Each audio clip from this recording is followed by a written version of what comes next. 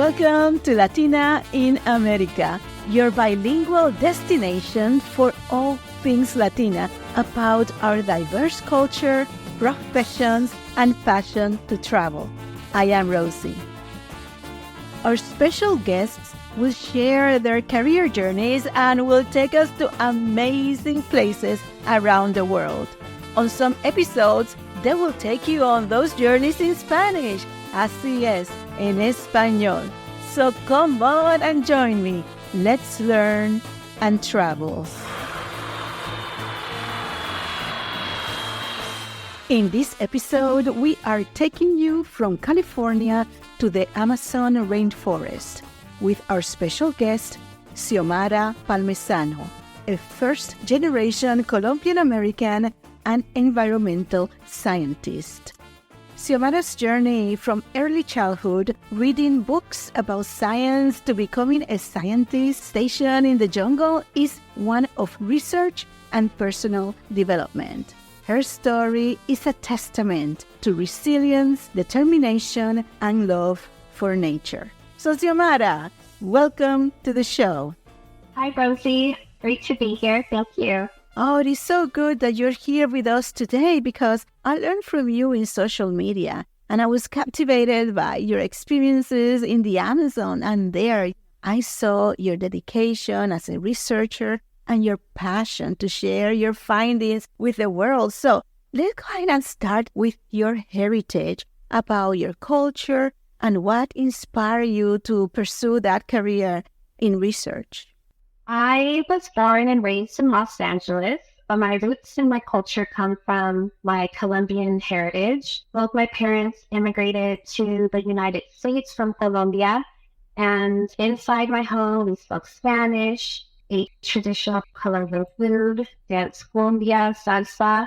But once I stepped outside, I was part of the American culture melting pot, and this duality, I feel, shaped me into the person that I am today, which I'm very proud to be a Colombian American.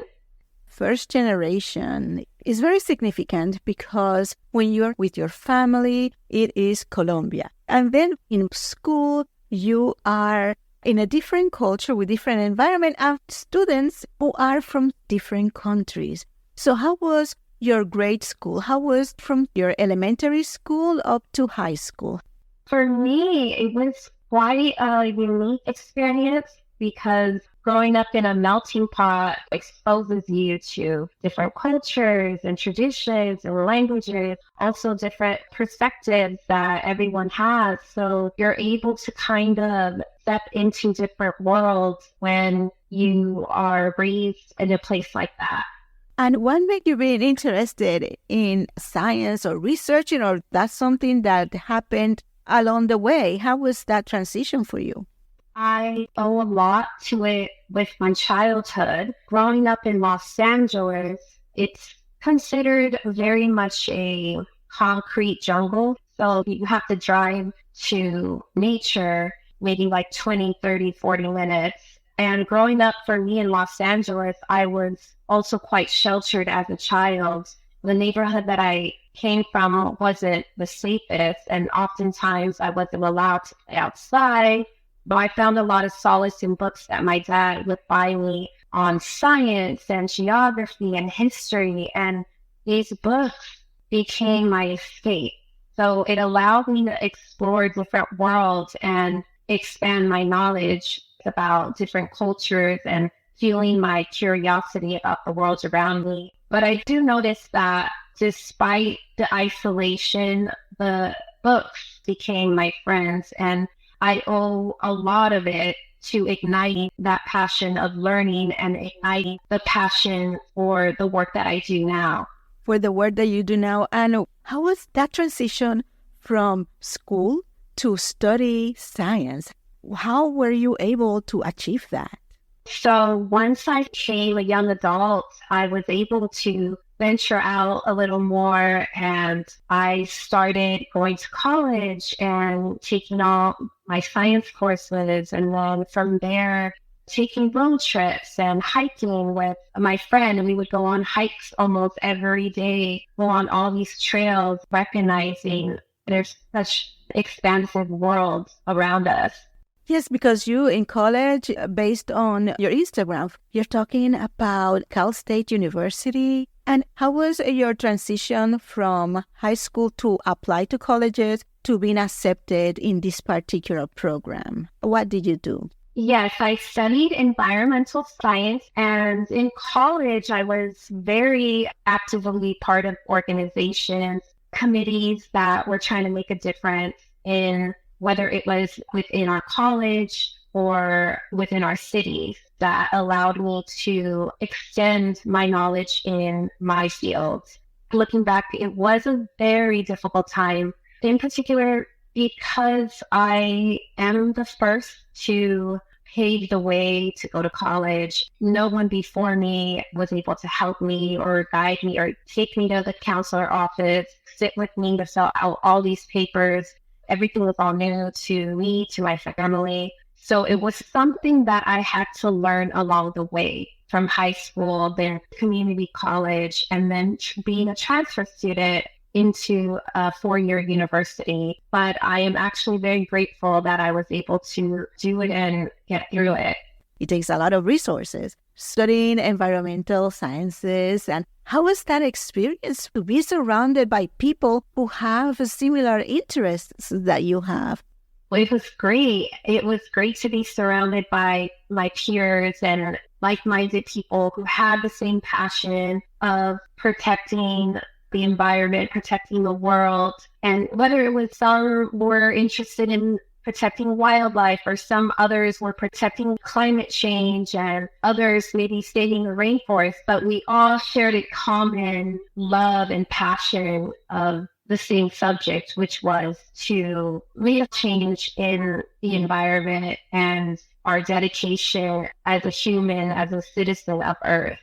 Beautiful. I learned from you in social media and your Instagram. You do such a beautiful work documenting what it was like during your stay in the Amazon. And back in August of 2021, you said, "Welcome to the jungle." So after graduation, up to the time that you went to the first day to the jungle in the Amazon, what took place during that time? After graduating college, I did work in an environmental laboratory as a lab assistant, analyzing samples. But then COVID happened in 2020.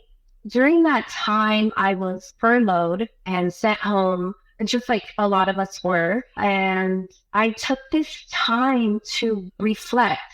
Having stayed home every day allowed me to look within. I had come across an old notebook of mine. I kept all my notebooks from college. I would write a lot of the things that were my dreams or desires of things that I want to do. And I had put down that I want to save our Amazon jungle. I want to save the rainforest.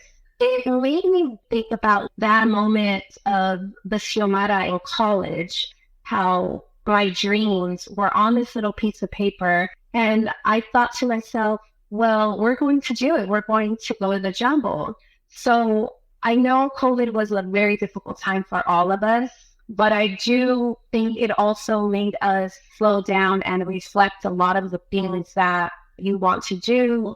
After that, I started researching and looking to apply to many different places, volunteer, do conservation work, and finally the world opened. Because if my spirit was called to accomplish that and to do meaningful work in the jungle, before I even got the call or the email, "You're coming to the jungle," I was already mentally preparing. I was going to outdoor stores and buying things that, oh, I'm going to need this, I'm going to need that. And even though I didn't have it yet, it's almost as if there was a manifestation being created. And once I got there, I was completely outside my comfort zone. A lot of my friends and family thought I was crazy for going to the middle of the jungle. And the part that I went to was in Peru, because the jungle runs in 9 countries. And the region that I went to was Peru. Madre de Dios region, which is Mother of God in English. And a lot of the rainforest is protected there. And it's such a beautiful, inspiring place that really changes your life when you step in it. What type of program is that you were able to participate, and how did you make it to that particular area? It was a conservation organization that I was part of, which you're working with other like-minded scientists and locals and indigenous communities in order to protect the region of the jungle, whether you're monitoring the birds or you're taking data of the butterflies because they're wonderful bioindicators of the jungle and they allow you to know whether an ecosystem is healthy or not, or collecting soil samples. So I was able to do meaningful work there and live there for quite a few months. And you mentioned that the area that you spent your time was in Peru? Yes. We flew to Cusco, which is a very magical city. And then from there, it is an 8-hour ride into the mountains that are spiraling, and you're on the edge of the mountain in this van. Very scary experience because I've never experienced anything like that. And once you're already over the mountain and into the deep end of it, you're taking a boat ride from one end to another in order to get to the remote location, which is a field station in the middle of the jungle. And then once you are there, is a whole different experience. The first day that you woke up there, what it was like to do the job that you were there to do, how was adapting to that new environment from the moment that you wake up to the moment that you are getting ready for the next day? For me, waking up with such a happy energy and feeling of just gratitude of being there. I have never experienced that. It felt wild and peaceful all at the same time. And then having to meet my colleagues that were there also fighting for the same cause and having to experience the work that I was doing was something very new to me. It was challenging from physical trekking, hiking in the jungle, the mosquitoes, certain spiders in your room, the humidity, and mental and emotional challenges every day. I can imagine what it's like to go there for that passion, that mission that you have of doing research, but also being aware of the everyday life, like getting your supplies, the different culture, maybe different dialects. In that social aspect of being able to adjust, how was that experience? Being able to adjust was very difficult. A lot of the times I did spend it in my room writing, spend time connecting with Mother Earth, also getting to know the Amazon, getting to know her. And I felt as though there was a calling for me to go because she invited me there. And that I am a visitor, so I needed to understand my surroundings. I needed to be quiet with the self and listen, because it's constant wildlife all around you. The noise of the jungle doesn't silence. It's constant insects and birds and all kinds of sounds. And then when it rains, it's also a different experience too. So I noticed that I had to connect with her and be one. Yes, and the science aspect of this particular experience, when you woke up in the morning, what type of work did you do? What was the mission for the day? How were you able to document all your findings and bring it back to the United States? To explain my day in the jungle, we would have early mornings and wake up, take a boat when it's still dark out with all your gear and equipment, go to a location, wait for birds to come out and observe them. I think the beautiful thing about science is the observation, the waiting, collecting data, writing from pen to paper, everything that you see. And there's a beautiful connection with wildlife and the scientists. And from there, go back to camp base, have breakfast, and then after that, get ready to trek inside the jungle, whether it's collecting traps that we set out for butterflies, how I mentioned, because they are wonderful bioindicators of our jungle and ecosystem. So if a butterfly is healthy, that means the area in which you found them is a healthy environment. And if they're not, if their wings are diminished and they look sickly, then that means that the environment is not healthy. A lot of times we would walk miles and miles to where we set up these traps the week before or days before, and we would collect the data from there. And it's not just a around the corner hike. It is hikes of miles and miles, and having to prepare it and making sure your team, that's the most important. It's your team, from the person in the front to the person in the middle to the person behind, that everybody is connected. I did get injured in the jungle. One day we were collecting data, and this was a long journey. And hiking every day, using your muscles, wears on you. This particular day, I know my body was low on salt intake. I had started putting salt in my water because my muscles were getting very sore. I had a job to do. I still went to work this day, and I was hiking along with all my other colleagues, and I stepped down into the ground from above where I was at. It was all of a sudden my muscle exploded in my thigh. And it was the most excruciating pain that I've ever experienced. And I grabbed onto one of my colleagues, and nobody knew what was happening, but I was telling them my muscle. And our guide was there with us as well. And they all just surrounded me and took action. They put me on the gurney, and somebody was giving me water. Somebody was making sure I was okay. What should have been maybe a 45-minute hike, because that's how much we had left to go back to the field station, ended up being a 2-hour trek in the jungle. And even to this day, telling that story, it's very powerful because they all worked together to make sure I was okay and to make sure we all safely got back to the station. And I couldn't walk. It's already difficult enough trekking in it alone with all your gears. It's something that will forever be with me of what the definition of teamwork is.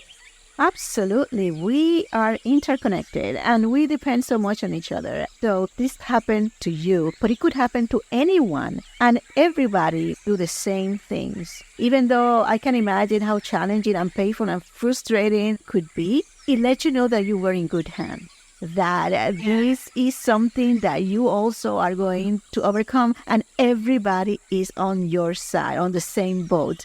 Thankfully, it was just a muscle. So I had to go see a doctor in the local community that was inside the jungle. But from that community, the organization wanted me to be safe, and they sent me on an 8-hour ride back to Cusco, check in with a doctor, and then from the hospital back on the 8-hour to the field station to be on light duty work for 2 weeks while I was trying to recover. And looking back, it does add to the strength and the endurance of everything that I went through.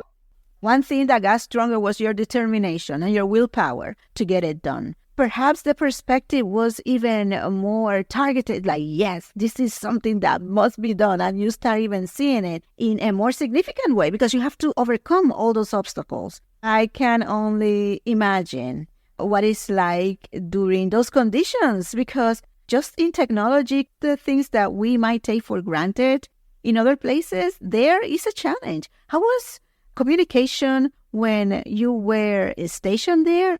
In the jungle, we were completely disconnected from the world.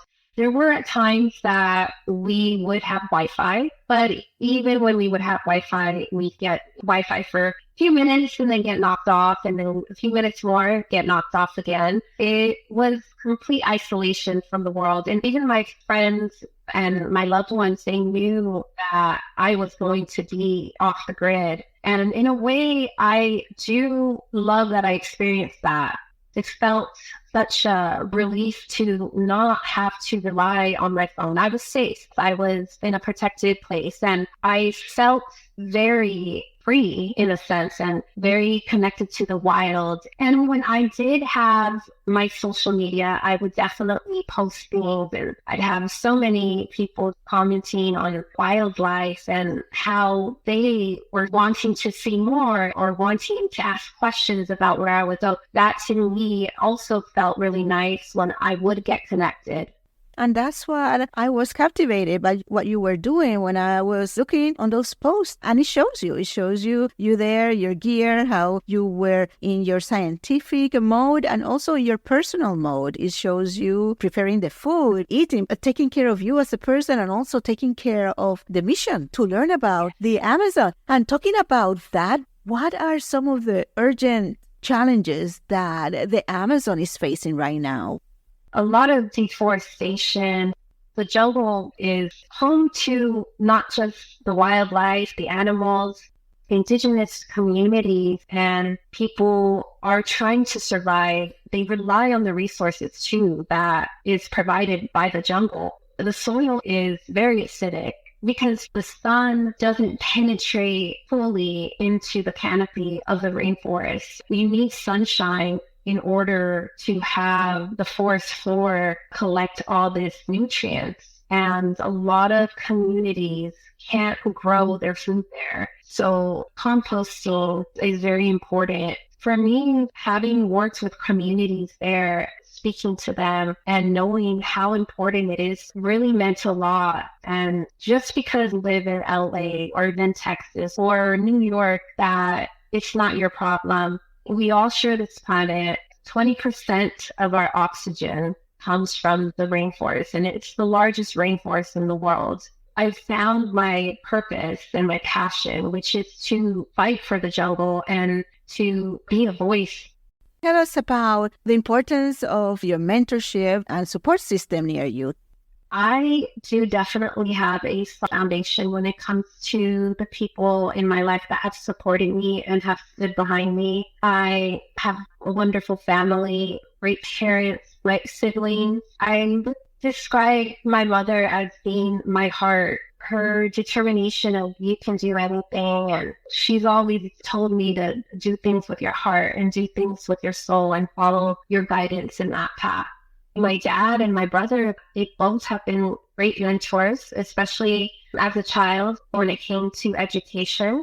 I was always able to get on very deep, profound conversations with them about science, history, and art, and about the world. My dad always encouraged me to read books and articles from the newspaper on so many different topics. And my brother would always be the one to challenge me to think critically or question everything that I learned. And I have wonderful friends. I have a wonderful man by my side, and he's been my support through it all. I feel like my circle is very solid. And what a beautiful way to conclude this episode, our support system, the people that believe in us, and our own way of knowing that we can do it. Xiomara, it has been an honor. Keep us posted, and I invite you to go to her Instagram and talking about that. What would be the best way to get in touch with you? Best way to get in touch with me is through my social media Instagram, which is my name, Xiomara. It's XIOMMARA_. So now you know, get in touch if you have any questions about making choices on this particular field of study. And if you have questions about the Amazon. So thank you so much, Xiomara. Thank you for sharing your experiences. And I look forward to your next project. Thank you, Rosie. I thank you for this opportunity. And I truly admire the work that you do, giving women and Latina women a platform to speak about their stories and inspire others. So thank you very much. Thank you. Thank you so much. It is a labor of love. I am honored. And these are the things that keep me going forward. And I appreciate you. Thank you. Thanks for finding and subscribing to Latina in America so you don't miss a thing. And if you like this episode, give us a 5-star review so we can be put on front of more listeners. For details and show notes and how you can connect with and support our guests, please go to latinainamericapodcast.com. Email us at latinainamericapodcast@gmail.com and follow us on Instagram at Latina in America. Links can be found on the website. This has been Rosie, a Latina in America.